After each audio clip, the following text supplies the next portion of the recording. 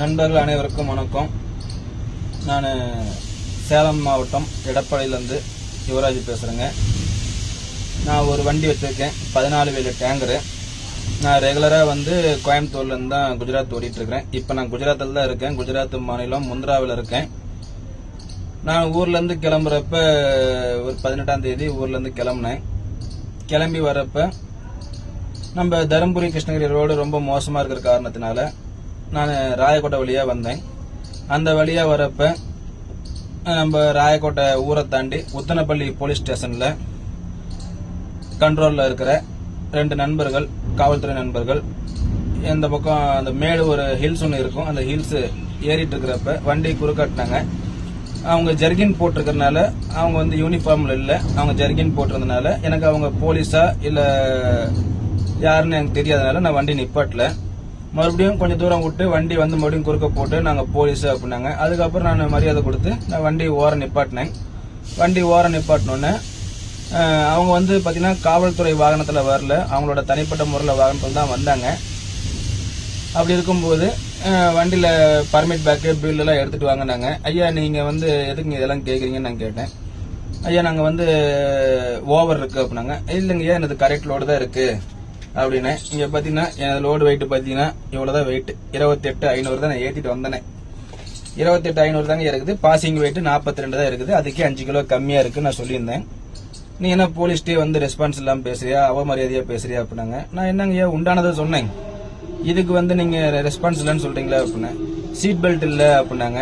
என் வண்டியில seat belt இருக்குங்கய்யா, நான் குஜராத் போறப்ப 3 ஸ்டேட் தாண்டி போறப்ப இந்த மாதிரி பல பிரச்சனைகளா வரனால என் வண்டியில யூனிஃபார்ம், என் சங்கத்து ஐடி கார்டு, நான் ஒரு மாவட்ட செயலாளராக இருக்கிறேன். நான் TNADDO ஓட்டுநர் தொழில் சங்கத்துல சேலம் மேற்கு மாவட்ட செயலாளராக இருக்கிறேன். நான் அதனால நான் சங்கத்துல இருக்கீங்க, நீ எதிரியா இருந்துக்கோ, நீ சங்கத்துல இருந்துக்கோ, இல்லாம போய் எனக்கு என்ன, ஆனா எனக்கு ப்ராப்பர் ரெக்கார்டு வேணுனாங்க. நான் எல்லா ரெக்கார்டும் எடுத்து காமிச்சேன். ஏன்னா வண்டி என் பேர்ல தான் இருக்கு, நானே ஓனர் கம் டிரைவரா ஓடுறேங்க.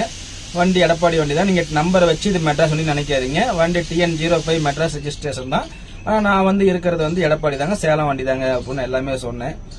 அப்புறம் பாத்தீங்கன்னா கொஞ்ச நேரம் பேசிட்டே இருந்தாங்க, வாக்குவாதம் பண்ணாங்க. ஓவர்லோட் இருக்கு, வண்டி ஸ்டேஷனுக்கு கூடு அப்படின்னாங்க. சரி ரைட்டு, நான் சீட் பெல்ட் இல்லைனாங்க. என் வண்டியில பாத்தீங்கன்னா பக்கா ரெக்கார்டு, சீட் பெல்ட்ல இருந்து, யூனிஃபார்ம்ல இருந்து, என் சங்கத்து ஐடி கார்டுல இருந்து எல்லாமே நான் எப்பயுமே வச்சிருப்பேன். ஏன்னா வழியில ஏதாவது ஒரு தொந்தரவு அப்படின்னா இதெல்லாம் பக்காவா என் ஐடி கார்டு இருந்து எல்லாமே வச்சிருப்பதுனால தான் நான் உதவிகள் கேட்கறது எனக்கு ஈஸியா இருக்குன்றதுனால எல்லாமே வச்சிருந்தேன். அப்புறம் ஆன்லைன்ல நேற்று ஒரு முந்தா நாள் தான் நான் செக் பண்ணி பார்த்தேன், ஏதாவது கேஸ் ஏதாவது போட்டுறாங்களா அப்படின்னு. நம்ம வண்டி செக் பண்ணி பார்ப்பேன். வேற வண்டி செக் பண்ணிட்டு இருக்கிறப்ப என் வண்டியும் செக் பண்ணி பார்த்தேன். அப்படி இருக்கும்போது டிரைவிங் லைசன்ஸ் இல்லைன்றாங்க. என் லைசன்ஸ் பாத்தீங்கன்னா பக்கா ஒரிஜினல் லைசன்ஸ் தான் கையில வச்சிருக்கேன், நான் ஜெராக்ஸ் வச்சிருக்கல. 2014 நான் ஹெவி பண்ணிருக்கேன். இன்னையோட 10 வருஷம் ஆச்சு. இந்த வருஷம் 2024 10 வருஷமா ரெவன்யூ வச்சு ஹெவி லைசன்ஸ் வச்சு ஓட்டுறேன். நான் மட்டும் தான் ஓடிட்டு இருக்கிறேன். இவங்க இப்ப ஆன்லைன்ல சீட் பெல்ட் போடல, யூனிஃபார்ம் போடல, அப்புறம் போலீஸை மதிக்கல அப்படின்றாங்க. அதாவது ஒரு காவல்துறை நண்பர்கள் காவல்துறை வாகனத்துல வந்தாதான் நமக்கு உங்களுக்கு காவல்துறையா இல்ல யாருன்னு தெரியும். அவங்க தனியார் பைக்ல ஜர்கினை போட்டுக்கிட்டு நைட் டைம்ல மழை பெய்யறப்ப லைட்டை கண்ணு கடிச்சு நிப்பாட்டு அப்படின்னா அந்த வழியா திருட்டு வையா, அது நமக்கு தெரியுங்களா அவங்க போலீஸா இல்லையான்ட்டு. அப்படி இருக்கும்போது நான் வண்டி நிப்பாட்ட முடியுமா?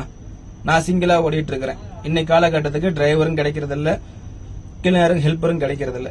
அப்படி இருக்கும்போது நான் இன்னைக்கு சிங்கிளா ஓடிட்டு இருக்கேன். என் குடும்ப சூழ்நிலைக்கு வண்டி டியூ கட்டணும், எவ்வளவோ இன்னல்கள் இருக்குது. மோட்டார் வச்சுக்கிட்டு குடும்பத்தையும் பார்க்கணும், வண்டி டியூவும் கட்டணும், வண்டி பராமரிப்பு பண்ணணும், எல்லா வேலையும் நான் பார்த்துட்டு தான் இருக்கிறேன். அப்படி இருக்கும்போது இன்னைக்கு ஆன்லைன்ல 3000 ரூபாய் எனக்கு கேஸ் போட்டுருக்காங்க. இன்னைக்கு வாகனம் ஓடுற ஓட்டத்துக்கும் இன்னைக்கு மோட்டார் இருக்கிற நச்சனத்துக்கும் 3000 ரூபாய் கேஸ் போட்டு நான் அதை கட்ட முடியுங்களா? என் மேல தவறு உண்மையாலுமே இது கிடையாது. என் வண்டி பக்கா ரெக்கார்டு எல்லாமே கரண்ட்ல தான் இருக்குது. நான் குஜராத் ரெகுலரா ஓட்டுறேன், ரெக்கார்டு பக்கா, ஓனாகம் டிரைவரு, யூனிஃபார்ம், சீட் பெல்ட் எல்லாமே வச்சிருக்கேன் நான். அப்படி இருக்கும்போது இன்னைக்கு போலீஸா மதிக்கல. போலீஸா இருந்திருந்தா நம்ம ஜீப்ல வந்திருந்தா நமக்கு தெரியும்.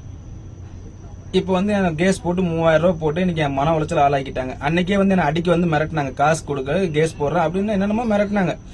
நான் சொன்னேன், நீங்க கேஸ் போடுறதுனா போடுங்க ஐயா, என் மேல ரெக்கார்டில் நான் என்ன நான் நடவடிக்கை என்ன எடுக்கிறீங்களோ எடுத்துங்க, நான் முறையா நீதிமன்றத்தில் வச்சு நான் பாத்துக்கிறேன் அப்படின்னு சொல்லி போட்டிருந்தேன். ஆனா இப்ப செக் பண்றப்ப 3000 ஆன்லைன்ல கேஸ் இருக்குது. இந்த வீடியோவை நம்ம நண்பர்கள் அனைவரும் தயவு செய்து ஷேர் பண்ணுங்க. நம்ம ஓட்டுநர் நண்பர்களுக்கு இந்த மாதிரி இன்னல்கள் இல்லாம தமிழக அரசு அந்த மிஷினை வந்து திரும்ப பெற்றுக்கணும். இந்த மிஷின் இருக்கிறனால தான் இன்னைக்கு காவல்துறை நண்பர்கள் அவங்க இஷ்டத்துக்கு ஏதோ ஒரு வண்டி நம்பரை பார்த்தாலுமே கேஸ் போட்டு இந்த மாதிரி ஓட்டுநர்களை ரொம்ப பாதிப்புள்ளாக்குறாங்க. தயவு செய்து தமிழக அரசு இதுக்கு உண்டான ஒரு நல்ல நடவடிக்கை எடுக்கணும். நாங்களாம் இன்னைக்கு பாத்தீங்கன்னா ஊர் விட்டு ஊரு சாப்பிட்டு சாப்பிடாம கஷ்டப்பட்டு இன்னைக்கு நாங்க உழைக்கிறோம். இன்னைக்கு டிரைவர் இல்லை அப்படின்னாவே இன்னைக்கு இந்தியாவே இல்லை. அப்படிப்பட்ட டிரைவரை எங்களை வந்து ரொம்ப மன உளைச்சல ஆளாக்குறாங்க. அதனால காவல்துறை நண்பர்களுக்கு ஒரு அன்பான வேண்டுகோள், இந்த மாதிரி எங்களுக்கு கேஸ் போட்டு எங்க குடும்ப சூழ்நிலையை புரிஞ்சுக்கிட்டு எங்களுக்கு கேஸ் போட்டு இன்னல்களை இருக்காதீங்க. நாங்களாம் ரொம்ப கஷ்டவாளிங்க. நாங்களாம் வந்து வீட்டில் உட்காந்துக்கிட்டு பொண்டாட்டி பிள்ளைங்களோட சந்தோஷமா இருக்கிறது என்னைக்கோ ஒரு நாள் தான். அதனால எங்களுக்கு காவல்துறை நண்பர்கள் ஆகட்டும், தமிழக அரசு இதுக்கு ஒரு நல்ல முடிவை தரணும். என்னால் அந்த 3000 ரூபாய் கேஸ் கட்டுறது எவ்வளவு பெரிய விஷயன்றது உங்களுக்கே தெரியும். கொஞ்சம் உதவி செஞ்சு இந்த வீடியோ எல்லாத்துக்கும் ஷேர் பண்ணுங்க. எனக்கு அந்த ஆன்லைன்ல கேஸ் போட்ட லிங்கையும் நான் இதுல வந்து பதிவிடுறேன் இந்த வீடியோ மூலியமா. அதையும் பாருங்க. என் மேல தவறு இல்லை அப்படின்றத நான் தெரியப்படுத்துறேன். நன்றி, வணக்கம்.